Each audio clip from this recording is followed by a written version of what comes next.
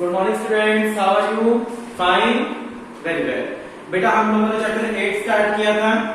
Chapter 8 आपका था problem of deficient and excess demand. इस चैप्टर के पहले लेक्चर में हम लोगों ने एम्प्लॉयमेंट क्या होती है, फुल एम्प्लॉयमेंट क्या होता है, अनएम्प्लॉयमेंट क्या होता है और अंडर एम्प्लॉयमेंट क्या होता है, इसके बारे में डिस्कस किया था। ठीक है, सबसे फर्स्ट टॉपिक हमारा क्या था?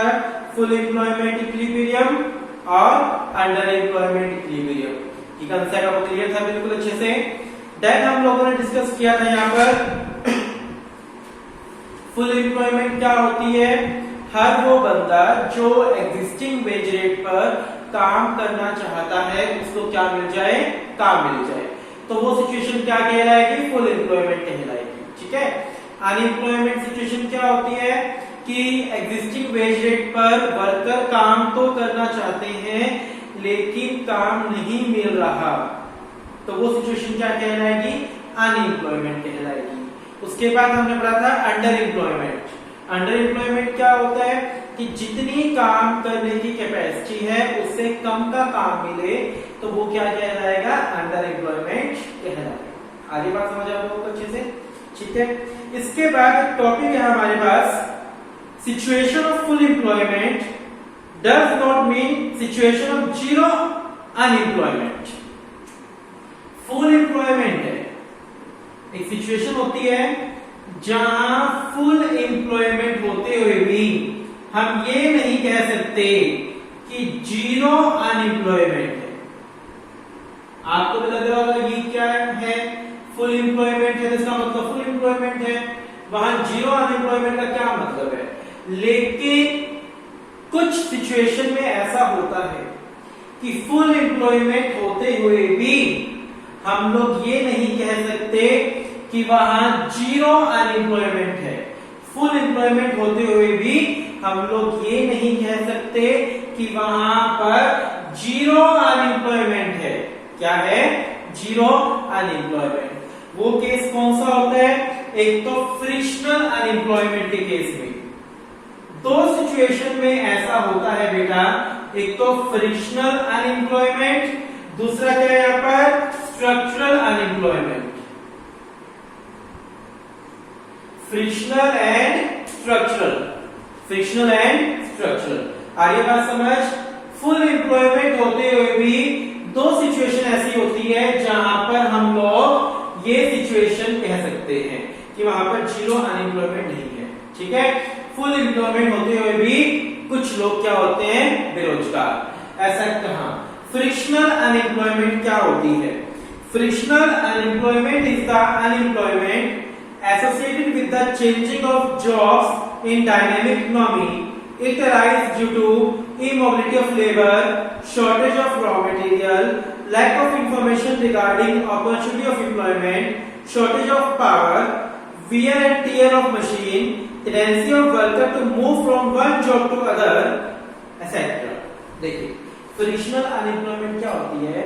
जब एक पर्सन एक जॉब से दूसरी जॉब पर क्या कर रहा है? मूव कर रहा है। ठीक है। एक बंदा एक जॉब से दूसरी जॉब पे क्या कर रहा है? मूव कर रहा है। तो इस दौरान वो क्या रहा? अनएम्प्लॉयड रहा। ठीक है। मान लो मैंने एक जॉब छोड़ी, मैं दूसरी जॉब पर जा रहा हूं लेकिन बीच में 1 वीक का गैप है। उस टाइम इकोनॉमी के अकॉर्डिंग फुल एम्प्लॉयमेंट चल रहा है। इकोनॉमी के अकॉर्डिंग क्या चल रहा है? Full employment. यानी जब मैंने एक जॉब पर था तो मैं इकोनॉमी में एम्प्लॉयड में काउंट हो रहा था, इकोनॉमी के अंदर एम्प्लॉयड में काउंट हो रहा था। मैंने वो जॉब छोड़ दी और तुरंत दूसरी जॉब ज्वाइन कर ली, लेकिन ज्वाइनिंग के बीच में कुछ टाइम था, 1 वीक का टाइम लगा लो। उस 1 वीक मैंने कुछ भी प्रोड्यूस नहीं किया, उस 1 वीक मैंने कुछ भी प्रोड्यूस नहीं किया, मैं काम नहीं कर रहा था, लेकिन इकोनॉमी में फुल एम्प्लॉयमेंट होते हुए भी क्योंकि मुझे तुरंत दूसरी जॉब मिल गई, मुझे तुरंत दूसरी जॉब मिल गई, लेकिन मुझे ज्वाइनिंग में 1 वीक बाकी था। इसका मतलब मैं एम्प्लॉयड तो था, उसका बेरोजगार नहीं हुआ, मैं एम्प्लॉयड था, फिर भी मैं काम नहीं कर रहा था। 1 वीक मैं क्या था? खाली। यानी फुल एम्प्लॉयमेंट सिचुएशन होते हुए भी ये नहीं कह सकते कि कोई बेरोजगार नहीं होता। ऐसा कब होता है? फ्री फ्रिक्शनल अनएम्प्लॉयमेंट के केस में। दूसरी बात, सपोज करो मेरा यहां से चंडीगढ़ क्या हो गया, ट्रांसफर हो गया, ठीक है, चंडीगढ़ क्या हो गया, ट्रांसफर। चंडीगढ़ ट्रांसफर होने में मेरे को 1 वीक लग गया, मतलब सेटलमेंट करने में मुझे 1 वीक लग गया। 1 वीक मैं बेरोजगार नहीं था, क्योंकि उस 1 वीक की मुझे क्या मिल रही थी, सैलरी मिल रही थी। लेकिन फिर भी मैं कुछ नहीं प्रोड्यूस कर रहा था, काम नहीं कर रहा था, यानी एम्प्लॉयड होते हुए भी मैं क्या था, बेरोजगार था। मेरे पास जॉब होते हुए भी मैं बेरोजगार था। कैसी बेरोजगारी थी मेरी, फ्रिक्शनल अनएम्प्लॉयमेंट। वो कैसी बेरोजगारी थी, वो फ्रिक्शनल अनएम्प्लॉयड थी, क्योंकि मैं रोजगार होते हुए भी, मैं एम्प्लॉयड होते हुए भी मैं काम नहीं कर रहा था, सो मैं क्या कहलाया, फ्रिक्शनल अनएम्प्लॉयमेंट, ठीक है। सेकंड होता है स्ट्रक्चरल अनएम्प्लॉयमेंट, स्ट्रक्चर में चेंज होने के कारण। किसमें चेंज होने के कारण, स्ट्रक्चर में चेंज होने के कारण। सपोज करो हमने एक ऑफिस चेंज करा, यहां से 2 किलोमीटर दूर एक ऑफिस चेंज करा हमने, चेंजिंग में टाइम लगेगा, स्ट्रक्चर चेंज करने में टाइम लगेगा, सारा इक्विपमेंट्स वहां ले जाने में टाइम लगेगा, यानी कुछ दिन हम लोग काम नहीं कर पाएंगे। यानी स्ट्रक्चर में चेंज होने के कारण कुछ दिन लोग क्या रहे, बेरोजगार रहे। तो फ्रिक्शनल अनएम्प्लॉयमेंट और स्ट्रक्चरल अनएम्प्लॉयमेंट ऐसी अनएम्प्लॉयमेंट होती है जहां एम्प्लॉयड होते हुए भी लोग काम नहीं कर रहे, यानी फुल एम्प्लॉयमेंट होती है, फिर भी वहां ऐसी सिचुएशन नहीं होती जिसको हम ये बोलते कि जीरो अनएम्प्लॉयमेंट है या कोई भी बंदा बेरोजगार नहीं है। वो किस केस में होता है, 2 ही केस में होता है, फ्रिक्शनल के केस में और स्ट्रक्चरल के केस में। इन 2 केस में आप क्या कहोगे, फुल एम्प्लॉयमेंट होते हुए भी जीरो अनएम्प्लॉयमेंट नहीं होती, ऐसा हम नहीं कह सकते। इन 2 केस में, फ्रिक्शनल और स्ट्रक्चरल अनएम्प्लॉयमेंट के केस में, ठीक है। आगे बात समझ आपको, दोनों का मीनिंग समझ आ गया। फ्रिक्शनल क्या होता है, जॉब में चेंज होने के कारण, और स्ट्रक्चर क्या होता है, स्ट्रक्चर में चेंज होने के कारण, बिल्डिंग चेंज होने के कारण, ठीक है, क्लियर है। इसके बाद आपका इंपॉर्टेंट टॉपिक स्टार्ट हो रहा है इस चैप्टर का, deficient demand and excess demand, जो मेन इंपॉर्टेंट टॉपिक है इस चैप्टर की। डेफिशिएंट डिमांड, सबसे पहला टॉपिक क्या आपका,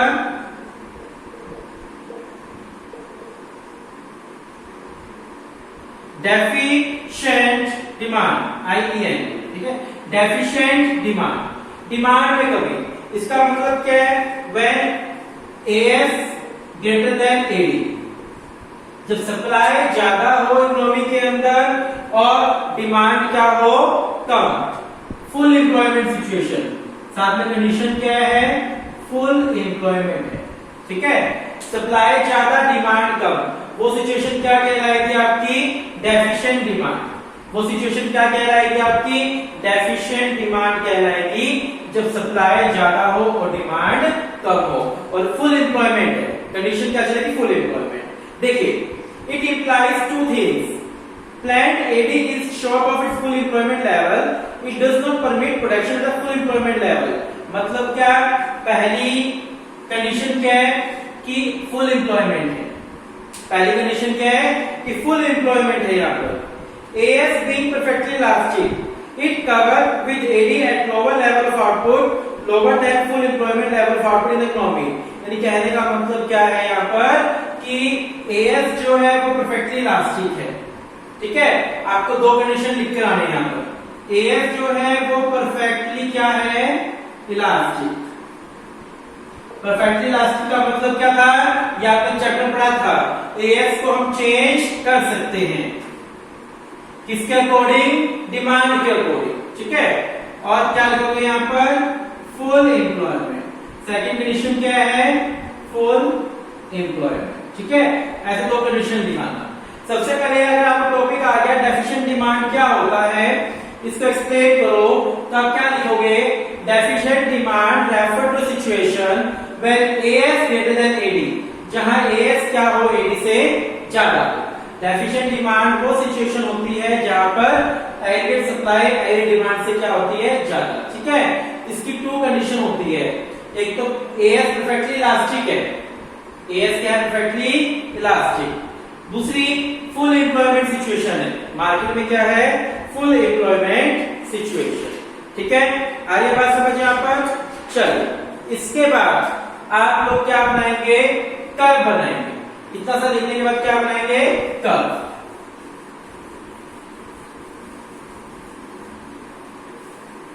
कर्व कैसे बनेगी, ध्यान से समझना इसकी कर्व। OX OY, ठीक है। यहां पर आपका इनकम या आउटपुट मान लो, इनकम एंड आउटपुट, यहां आपका एडी एग्रीगेट डिमांड, ठीक है बेटा। ये आपकी कौन सी कर्व है, इनकम कर्व, वाई कर्व, ठीक है। ये आपकी एडीयू, थोड़ा सा ध्यान रखना पड़ेगा, ये आपकी एडीएफ, और जो ये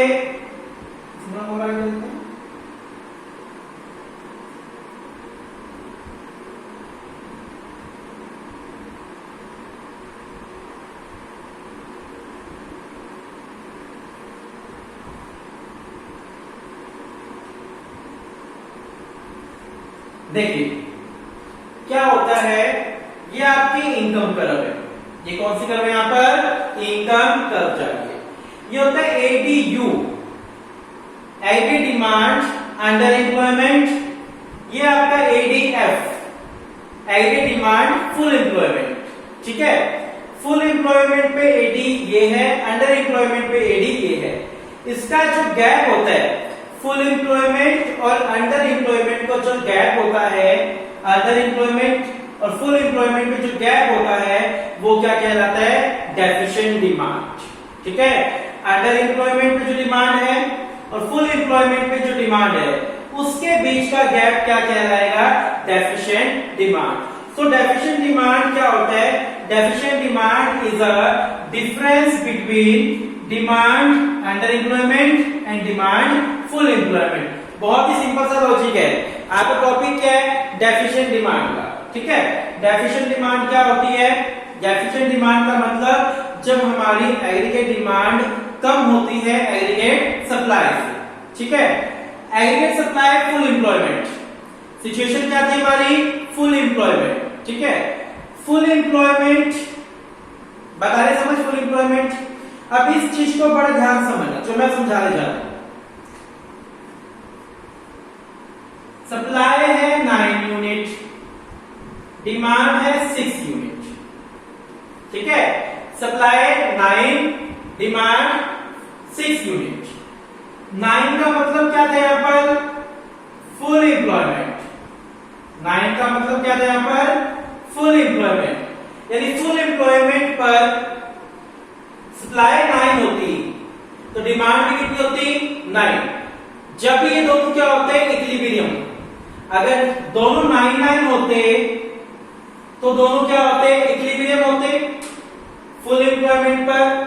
यानी इकोनॉमी में डिमांड कितनी है, 6। इकोनॉमी प्रोड्यूस कितना करे, मान लो 6। अगर इकोनॉमी में डिमांड 6 है और इकोनॉमी प्रोड्यूस भी 6 कर रही है, तो इसका मतलब वहां पर अंडर एम्प्लॉयमेंट है, एम्प्लॉयमेंट को पूरा यूज नहीं किया जा रहा। क्योंकि एम्प्लॉयमेंट को पूरा यूज किया जाए तो 9 यूनिट बनेगी। कितनी बनेगी, 9 यूनिट। अब डिमांड कितनी है, 6, यानी 6 यूनिट पर एम्प्लॉयमेंट को फुल यूज नहीं किया जा सकता। अगर हम लोग डिमांड के इक्वल सप्लाई करते हैं, जितनी हमारी डिमांड है उसके इक्वल सप्लाई करते हैं, तो इकोनॉमी के अंदर फुल एम्प्लॉयमेंट नहीं होगी। इसका मतलब एम्प्लॉयज को कम यूज किया जाए, ठीक है। अब आपका टॉपिक है कि एडी कम है, एडी लेस है। एडी लेस है इसका मतलब एडी क्या है, अंडर एम्प्लॉयमेंट है। क्योंकि फुल एम्प्लॉयमेंट में तो 9 होती, फुल एम्प्लॉयमेंट में कितनी होती, 9 एडी होती। अब इसने कहा कि एडी कम है, हमारा टॉपिक ये है कि एडी कम है। एडी कम है इसका मतलब एडी 9 नहीं है, एडी कितनी है, 6 है। 6 का मतलब यहाँ पर फुल एम्प्लॉयमेंट नहीं हो रही, यहाँ पर क्या हो रही है, अंडर एम्प्लॉयमेंट। यानी अंडर एम्प्लॉयमेंट और फुल एम्प्लॉयमेंट के बीच का जो गैप होता है, अंडर एम्प्लॉयमेंट और फुल एम्प्लॉयमेंट के बीच में जो गैप होता है, वो गैप क्या कहलाता है, डेफिशिएंट डिमांड। इसको आप डिफ्लेंट्री गैप भी बोल सकते हो। अभी आगे आएगा टॉपिक वो डिफ्लेंट्री गैप। उस गैप को हम लोग डिफ्लेंट्री गैप भी बोलते हैं। ठीक है, थोड़ा समझने वाला मैं अगेन इस चीज को समझा रहा हूं, दोबारा समझने की कोशिश करना। इसमें हमारा टॉपिक क्या है कि हमारा एडी कम है, एरिया डिमांड कम है। एरिया डिमांड कम है तो हमने अज्यूम कर लिया हमारा एरिया डिमांड 6 है और सप्लाई कितनी है 9, यानी सप्लाई ज्यादा है डिमांड कम है, ये हम लोगों ने अज्यूम कर लिया। बताइए समझ। साथ में से कंडीशन क्या लगाई थी, फुल एम्प्लॉयमेंट, यानी फुल एम्प्लॉयमेंट पर 9 यूनिट सप्लाई हो रही है। ठीक है, हो सकती है फुल एम्प्लॉयमेंट पर 9 यूनिट सप्लाई हो सकती है। अब मार्केट में डिमांड 6 की है तो प्रोड्यूसर कितनी बनाएगा, 6 बनाएगा मान लो, यानी 6 बना रहा है तो वो फुल एम्प्लॉयमेंट नहीं कर रहा। ये फुल एम्प्लॉयमेंट करता है तो 9 बनती, जबकि वो 6 बना रहा है तो इसका मतलब फुल एम्प्लॉयमेंट नहीं कर रहा, यानी अंडर एम्प्लॉयमेंट है। यानी 6 यूनिट के ऊपर हमारे देश में 6 यूनिट के ऊपर हमारे देश में क्या रहेगा, अंडर एम्प्लॉयमेंट रहेगा। ठीक है, फुल एम्प्लॉयमेंट कहां होता है, 9 पर। जब 6 की डिमांड हो रही है तो यहां पर कौन सी सिचुएशन है, अंडर एम्प्लॉयमेंट है। ठीक है, अंडर एम्प्लॉयमेंट पर जो डिमांड है और फुल एम्प्लॉयमेंट पर जो डिमांड है वो गैप क्या कहलाएगा, वो गैप क्या कहलाएगा, डिफ्लेक्टरी गैप बोल दो उसको या डेफिशिएंट डिमांड बोल दो, एक ही बात है। मैं इस तरह को दोबारा बनाकर दिखाता हूं एक बारी थोड़ा सा बड़ा, ताकि आपको और अच्छे समझ आ जाए चीज सारी कंसेप्ट। इसमें करब का ही है सब कुछ और कुछ भी नहीं। ठीक है बेटा,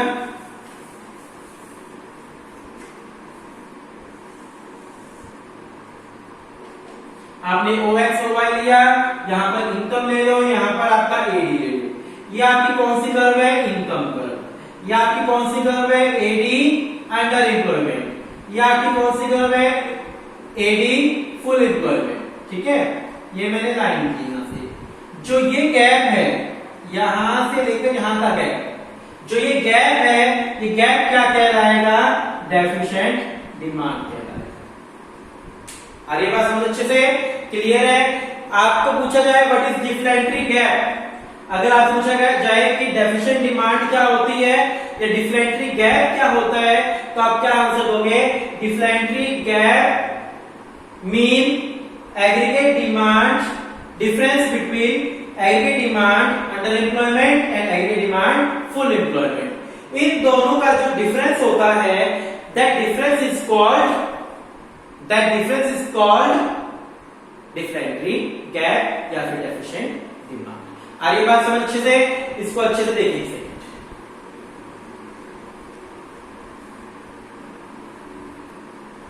सो आई होप कि आपको डिफ्लेक्टरी गैप या डेफिशिएंट डिमांड दोनों एक ही बात है, समझ आ गया होगा। डेफिशिएंट डिमांड क्या होती है, difference of aggregate demand under employment and aggregate demand full employment is called deficient demand. ठीक है, आगे समझ आपको। कॉजेज, नेक्स्ट टॉपिक क्या है, इसके कॉजेज। आपको कॉजेज समझाने हैं कि causes of deficient demand, causes and consequence, दो टॉपिक है। कॉजेज, किन कारणों से एडी कम होती है एएफ, क्या कारण है कि आपकी एडी डिमांड कम होती है। First reason, reduction in private expenditure, reduction in private expenditure. Private sector demand कम कर दे, प्राइवेट सेक्टर एक्सपेंडिचर कम कर दे, किसके ऊपर, कंजप्शन के ऊपर, यानी कंजप्शन एक्सपेंडिचर कम कर दे। प्राइवेट सेक्टर कंजप्शन एक्सपेंडिचर क्या कर दे, कम कर दे, तो डिमांड कम हो जाएगी। प्राइवेट सेक्टर इन्वेस्टमेंट रिड्यूस कर दे, क्या रिड्यूस कर दे, इन्वेस्टमेंट, तो डिमांड क्या हो जाएगी, कम हो जाएगी। ठीक है, reduction in investment, reduction in government expenditure. ठीक है, रिडक्शन इन गवर्नमेंट एक्सपेंडिचर। देखिएगा, प्राइवेट सेक्टर जो है वो कंजप्शन एक्सपेंडिचर कम कर दे तो डिमांड कम हो जाएगी। प्राइवेट सेक्टर इन्वेस्टमेंट रिड्यूस कर दे, क्या कर दे, इन्वेस्टमेंट रिड्यूस, तो डिमांड कम हो जाएगी। Government sector consumption and investment कम कर दे तो एग्री डिमांड क्या हो जाएगी? कम। 3 पॉइंट तो हम लोगों ने ये बना लिया कि प्राइवेट सेक्टर कंजप्शन एक्सपेंडिचर कम कर दे, प्राइवेट सेक्टर इन्वेस्टमेंट रिड्यूस कर दे, गवर्नमेंट सेक्टर कंजप्शन और इन्वेस्टमेंट दोनों कम कर दे। इसके लिए हमने अलग अलग पॉइंट बना लिए, इसके लिए इकट्ठा बना लिया, ठीक है। तो डिमांड क्या हो जाएगी? कम हो जाएगी।